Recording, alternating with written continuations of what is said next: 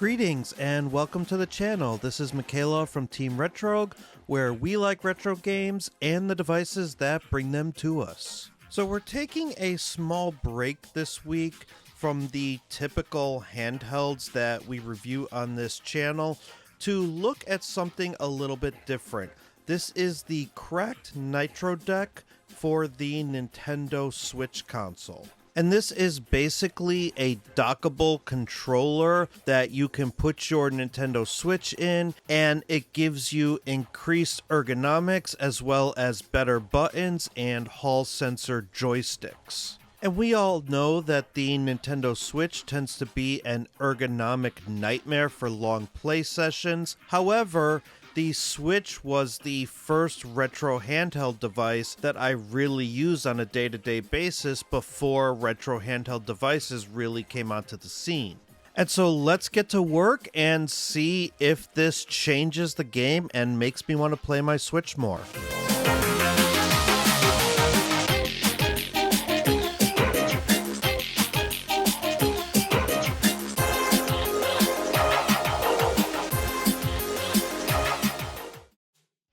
Now, the Nitro Deck comes from a company called CRKD, and you can buy this controller on their website starting at about $60 for the black, gray, or white editions, or you can get the limited editions gray, purple, and mint, and those come with a carrying case for $89.99.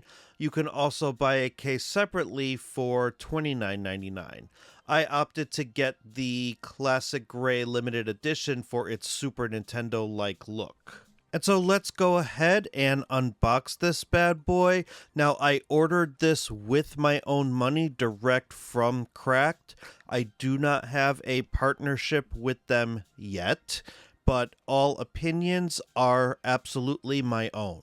But if anybody from CRKD is watching, hi, I'm Michaela from Team Retrog. Let's talk. And the device itself comes pretty well packaged. There's a little disclaimer that says the console is not included, so you will need to provide your own Nintendo Switch. But I am very impressed by how well this is packaged. So let's go ahead and open up this bad boy and see what we've got. So inside we have a QR code that will take you to some resources on how to use this device, as well as the carrying case, and we have a shoulder strap here in this cardboard insert.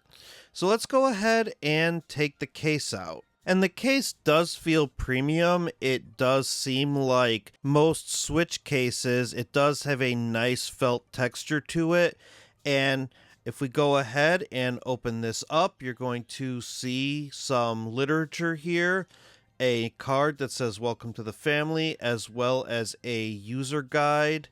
And the user guide is pretty impressive. One of the first things it tells you to do is make sure you go into system settings, controllers and sensors, and then turn on Pro Controller wired communication.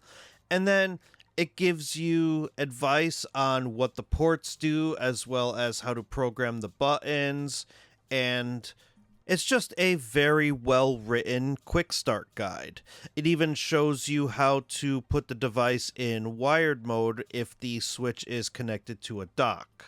And there is an app for collector's purposes only. It doesn't add any functionality to the Nitro Deck. So let's go ahead and peel this sticker. It's ASMR time.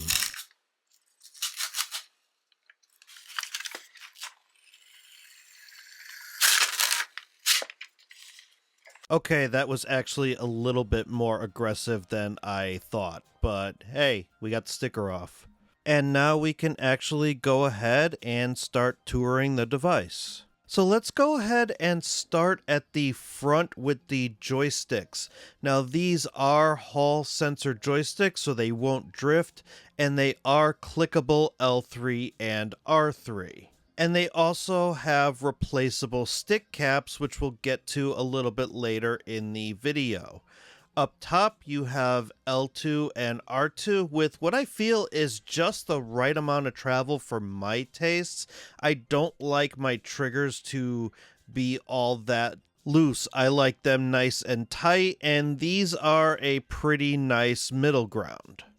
Back to the front of the device, you have the face buttons, and I feel like these have a good amount of travel, and they do have that candy coated feature that does make them feel pretty comfortable. You also have your screenshot and home buttons, and you have your D-pad, and we're going to test that D-pad out in a little bit as well. On the back of the device, you have 4 programmable buttons as well as an input and an output USB-C connection. The input is for charging, and the output is if you want to use this as a separate wired controller. There's a release toggle to take the Switch out of the Nitro Deck for docked mode because you cannot use the output function as a dock. And then finally, you have a kickstand that you would think is inferior to the kickstand on the Switch OLED, but it actually is a nice stiff kickstand and feels like it will hold the Nintendo Switch in place if you are interested in playing in tabletop mode. And this device does connect via USB-C, so it will have a low latency connection and you will not have to charge it. So let's go ahead and grab my Switch OLED so I can show you my current setup as we transition to the Nitro Deck. Now, in the past, I've used a Satisfy grip with a modified left Joy-Con so that I could have a D-pad. And I've more or less been okay with this setup for a very long time, but we're going to go ahead and take our Joy-Cons off, and we should be able to slide the Switch or Switch OLED right down through the rail system, and everything should snap into place, and we have a Nintendo Switch that feels like a brand new unit, and it's in there good. I can't get it out even though I shake. I have to actually hit that release toggle and things will slide right out. However, I do have to say that I'm not really a fan of the way you have to pull the Switch up from the front, because that means you are going to get fingerprints all over the device while you do that. And since you cannot use the Nitro Deck in docked mode, you're going to be doing that very often if you bounce between TV and handheld mode. While we're doing the device tour, let's take a look at the replaceable joystick caps. And the Nitro Deck comes with 2 sets of joystick caps, the Switch style ones that are on it, as well as some concave joysticks similarly to what you would find on an Xbox controller. And these just slide right into place. They are seemingly plastic pieces. There's no metal in here, but they're very easy to swap out should you choose to go with a more traditional controller setup. So while we're talking about Xbox controllers, let's go ahead and grab one because I want to compare the button and joystick placement on the Nitro Deck versus an Xbox controller, because you'll notice that the Nitro Deck has opted to go for a vertically oriented joystick and button placement as opposed to the diagonal placement of an Xbox controller. And I actually prefer the diagonal placement better, and this seems to be the placement that most companies are going with for their joystick and buttons. If you look here at the ROG Ally, you can see that the joystick and button placement is diagonal very similarly to an Xbox controller. Whereas with the Nitro Deck, Cracked decided to go with a vertical placement more like the original Nintendo Joy-Cons. And while I do understand this design choice, it does make the Nitro Deck slightly harder to use because you could bump into the D-pad while using the joystick, or you can bump into the joystick while reaching for the face buttons. And this isn't a deal breaker by any stretch of the imagination, but I did want to bring it up anyway in case that was a concern for anybody. And while I've got these Joy-Cons out, let's go ahead and grab Callie and let's do a comparison. And let's start by measuring the Joy-Cons, and they come in at about 13 millimeters, while the Nitro Deck's joysticks come at about 17 millimeters, which is definitely bigger and more on par with what you would find on an Xbox controller. And so it's nice to have that bigger size on the Nintendo Switch console when playing in handheld mode. And while we've got Callie out, let's go ahead and measure the face buttons as well. And we're going to start with the face buttons on the right Joy-Con, and these come in at about 7.2 millimeters. They're what Joey from Joey's Retro Handhelds would call baby buttons. However, the buttons on the Nitro Deck are a good deal bigger. They come in at 8.9 millimeters. So again, that's more in line with a regular controller, or even more specifically, other retro handhelds that are on the market. For example, if you bring in the ROG Ally, you're going to notice that those buttons come in at 10.4 millimeters. So these buttons are a little bit smaller than an x86 handheld or a standard controller, but they are definitely much bigger than that of the Nintendo Switch Joy-Cons. So let's put away Kelly and grab Scaly just so we could see that the Switch with the Nitro Deck in it comes in at about 598 grams, which actually puts it at a similar weight class to something like the AYN Loki. Now for comparison, the Switch OLED by itself comes in at about 426 grams. So the Nitro Deck does make the Switch heavier, but not by much. But what really interests me is that my old setup of the Joy-Cons with a satisfied grip comes in at about 568 grams. So that's only 30 grams lighter than using the Nitro Deck. So it's really not going to feel all that heavy, even though you're adding quite a bit of bulk to the device. Now the home button on the bottom right of the device does light up, which with a lighter colored model does unfortunately create a bit of an issue with light bleed. So if I turn the lights off here and show you the bottom of the device, you can see the light coming right through to the bottom, and that is actually really distracting. And I don't know that that's going to be an issue on black models, but on this lighter gray color, it is definitely prominent.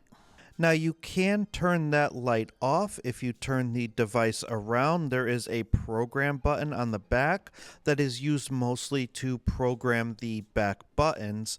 However, in this case, if you press it 3 times, it will dim and then shut the light off. And thankfully, once you do that, if we shut the lights off here, the light bleed is now gone because that light is now turned off. Now, unfortunately, when you go to turn this device off and back on again, that light will turn back on. So you'll have to do that every time you go to play, which is honestly a bit of a bummer. I wish there was a way to be able to turn it off and keep it off. Another quick thing to note here is that this device does not support waking from sleep. So you're going to have to press the power button at the top of the Switch in order to wake the unit from sleep. But once you do, it connects right away and you can use the controller no problem. But again, that light turns on, so you're going to have to hit that program button 3 times to turn it off. Now you'll also notice that there are 2 notches at the bottom of the device to accommodate the Switch's downward facing speakers. And the way they seem to be designed, I believe that they are meant to take the sound and actually project it forward more towards you.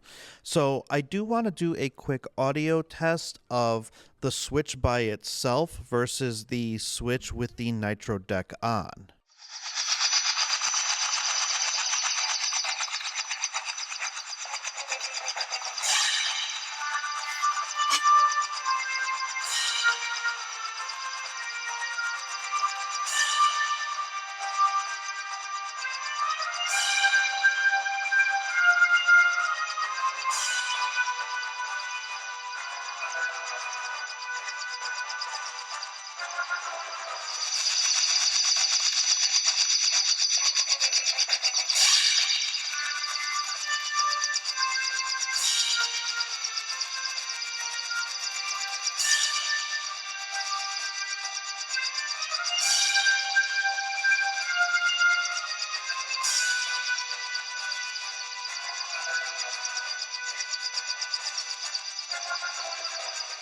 So I'll leave opinion up to you as to whether sound is better with the Nitro Deck on or off. But for me personally, I prefer the sound with the Nitro Deck on. I feel like I'm getting more of a front-facing speaker thanks to this design.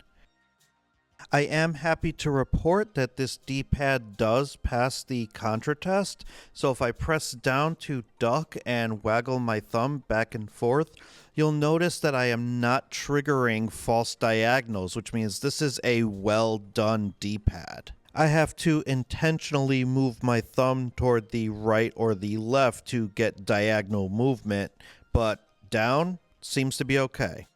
The Nitro Deck is also compatible with the Switch's controller remap feature. So if we go into settings and then controller, there's a section where you can temporarily change the button mapping. And so what I like to do for retro games is I like to set B to A and Y to B so it feels a little bit more natural like a Super Nintendo game. And so if you have Nintendo Switch Online and you subscribe to NES, SNES, and all the other systems that are available through that service, you can actually make this experience much more comfortable and much more natural, and it'll make playing those games a lot more fun. For example, I'm going to create this button mapping solution for Metroid where I set the select button to X, and I'm going to actually save that in the presets as Metroid. And so now whenever I want to play that game, I'll go to load preset, I'll pick Metroid, and I'll just go ahead and start playing. And so now whenever I want to use missiles, I'll go ahead and hit the X button, and it'll be a lot more fluid than trying to reach for the select button, and it'll be much easier to deal with these pesky Metroids at the end of the game. And then there are also some retro games that are part of a game collection and already have these settings built into them, so you can either modify the control settings within the game, or they're already modified by default and you can just use them and play comfortably. Now let's head into some more modern gameplay and show how we can use those back buttons. So if you want to program them, you hold that program button on the back for 3 seconds, and then the light on the bottom right will flash purple 3 times. Then you can pick the button that you want to map and the back button you want to map it to, and it will automatically map that button to one of those back paddles. So what I did was I mapped them to the shoulder and trigger buttons, so that way it would be easier to do something like cycle through menus in Tears of the Kingdom, or use some of the shoulder button features in Pokemon Scarlet and Violet, like using the Let's Go feature, throwing a Pokemon out of its Pokeball, or trying to target Pokemon as well. And so I did find it easier to use some of these functions on the paddles as opposed to reaching for the trigger itself. And if you map the back buttons, they will stay that way until you change them again or reset the Nitro Deck to default. Now, in docked mode, if you plug the Nitro Deck through a USB-C cable and hold the L3 and R3 buttons for 3 seconds, you will actually switch to wired mode, and then from there you can actually use the Nitro Deck as a wired controller when the system is docked. So if you find this form factor comfortable and you actually like using the Nitro Deck, or you don't want to carry around extra controllers, you just want to carry around a dock or a portable dock, this is very much an option for you, and you can also use this in tabletop mode. Alright, let's go ahead and wrap things up with our final thoughts. So positives about the cracked Nitro Deck is that there is a secure fit with the Nintendo Switch, which means the unit is not going to fall out, as well as this will make the ergonomics really good for bigger play sessions. You do have swappable joystick caps, and the joystick and the buttons are definitely bigger, and you also have a regular cross-style D-pad. All things that the Nintendo Switch needs to be a more comfortable and better device, and I'm happy that you can remap buttons using the Switch's own software. Not every controller has that capability because the Nintendo Switch will lock it out and say it's not remapping compatible, but this one is, so that's a great thing. Now, there are unfortunately some negatives here. No device is perfect, and this device in particular does have some light bleed down where that home button is. And it's very hard to get a third-party Nintendo controller that has sleep-wake support because Nintendo doesn't like to release that, and this controller is no exception. You do have to hit the button on the Switch itself in order to wake it up from sleep. The joystick, D-pad, and button placement is not ideal, but like I said earlier, that isn't necessarily a deal breaker.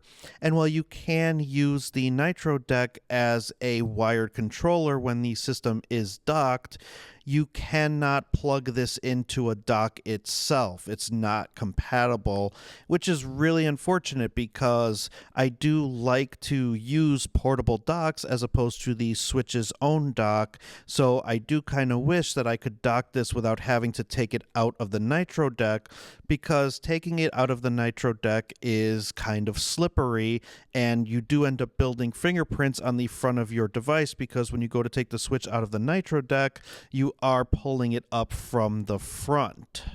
Now, that said, however, I do actually really like this controller attachment, and it has made me reach for my Switch a little bit more. And the Nintendo Switch was my original retro handheld device just because it was a handheld that came out before all these other handhelds and just happened to have a bunch of retro game collections on them. So if you are looking for something a little bit better than the Nintendo Switch Joy-Cons, like bigger buttons, bigger joysticks, and an actual D-pad, the cracked Nitro Deck might actually be what you're looking for. But let me know what you think in the comments below. Is this a device that you are considering for your Nintendo Switch, or is this a hard pass? And feel free to continue the conversation in both the Retro Handhelds and the Steam Machine Discords, where you can find me in between videos. But that'll do it for this video. Thank you so much for watching. And if this has been helpful to you in any way, please be sure to like and subscribe. Until next time, bye for now, and don't stop believing.